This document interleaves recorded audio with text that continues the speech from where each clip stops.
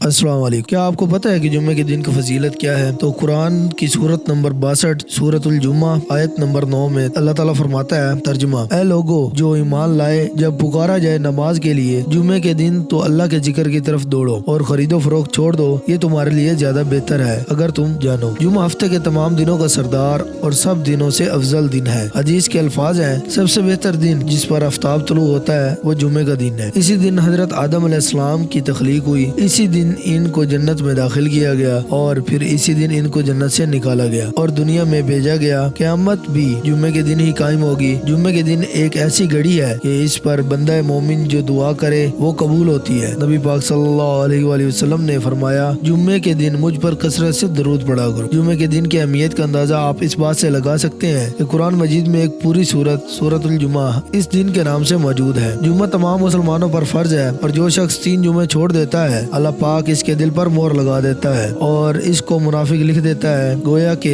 جمعہ ہر مسلمان پر فرض ہے سوائے بچے، مریض اور خاتون کے۔ حدیث میں آتا ہے کہ حضرت عبداللہ ابن عمر اور حضرت ابو ہریرہ رضی اللہ تعالیٰ عنہ دونوں ہی راوی ہیں کہ ہم نے رسول صلی اللہ علیہ وآلہ وسلم کو ممبر کی لکڑی یعنی اس کی سیڑھیوں پر یہ فرماتے ہوئے سنا کہ لوگ نماز جمعہ کو چھوڑنے سے باز رہیں ورنہ اللہ تعالیٰ ان کے دلوں پر مہر لگا دے گا، وہ غافلوں میں شمار ہونے لگیں گے۔ جو شخص جمعے کے دن غسل کرے اور خوب اچھی طرح سے پاکی حاصل کرے اور تیل استعمال کرے یا گھر میں خوشبو میسر ہو استعمال کرے، پھر نماز جمعہ کے لیے نکلے اور مسجد میں پہنچ کر 2 آدمیوں کے درمیان سے نہ گھسے، پھر جتنی ہو سکے نفل نماز پڑھے اور جب امام خطبہ شروع کرے تو خاموشی سے سنتا رہے، اس جمعے سے لے کر دوسرے جمعے تک سارے کے سارے گناہ معاف کر دیے جائیں گے۔ جمعے کے دن ایک ایسی گھڑی ہے جس وقت اللہ پاک ہر جائز دعا قبول کرتے ہیں۔ حضرت ابو ہریرہ رضی اللہ تعالیٰ عنہ راوی ہیں کہ رسول صلی اللہ علیہ وسلم نے فرمایا، جمعے کے دن ایک ایسی ساعت آتی ہے جسے اگر کوئی بندہ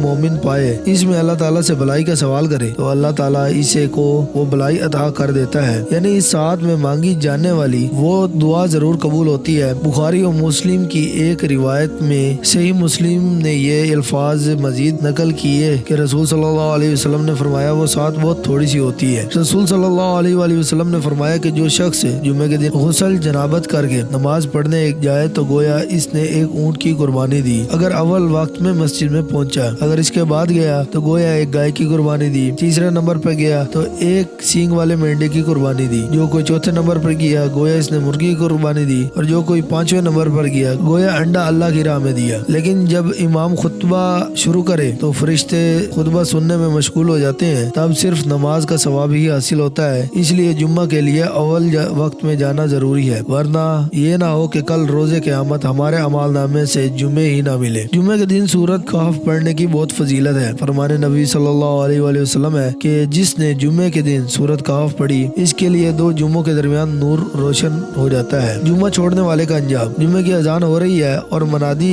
کرنے والا علل اعلان کہہ رہا ہے کہ آ جاؤ سب حقیقی کامیابی کی طرف، مگر کسی کو فرق ہی نہیں پڑ رہا کہ منادی کرنے والا کتنے بڑے انعام کی طرف سب کو دعوت دے رہا ہے، اور یہ دعوت بھی دے رہا ہے کسی چھوٹے بڑے میں کوئی فرق نہیں، کسی امیر غریب رنگ نسل کا کوئی فرق نہیں، سب کو بلایا جا رہا ہے، مگر اس کو کوئی سن ہی نہیں رہا، شاید کوئی سننا ہی نہیں چاہتا۔ ایک طرف دنیاوی کام کاج اور دنیاوی ضرورتیں ہیں جو صرف ایک عارضی اور فانی وقت کے لیے ہیں، جن کا انتظام بعد میں بھی ہو سکتا ہے، کوئی ایسی چیز نہیں جو بعد میں نہ ہو پائے سوائے وہ امر کے کہ جن کی شریعت نے چھوٹ دی ہو، مگر کوئی بھی اپنی ان بے بنیاد اور حقیر چیزوں کو، ان حقیر مصروفیات کو ترک نہیں کرنا چاہتا کہ یہ منادی سب سے بڑے بادشاہ کے حکم پر کی جا رہی ہے، اس پر لبیک کہنا بہت ضروری ہے۔ اپنے ہی مالک سے بغاوت کرتا ہے، وہ مالک اسے دیکھ بھی رہا ہے، اس کے باوجود سر عام بغاوت کرتا ہے، ایسے شخص کا انجام عبرت ناک ہے۔ حضرت عبداللہ ابن عباس رضی اللہ تعالیٰ عنہ راوی ہیں کہ رسول صلی اللہ علیہ وآلہ وسلم نے فرمایا، جو آدمی بغیر کسی عذر کے نماز جمعہ چھوڑ دیتا ہے وہ ایسی کتاب میں منافق لکھا جاتا ہے جو نہ کبھی مٹائی جاتی ہے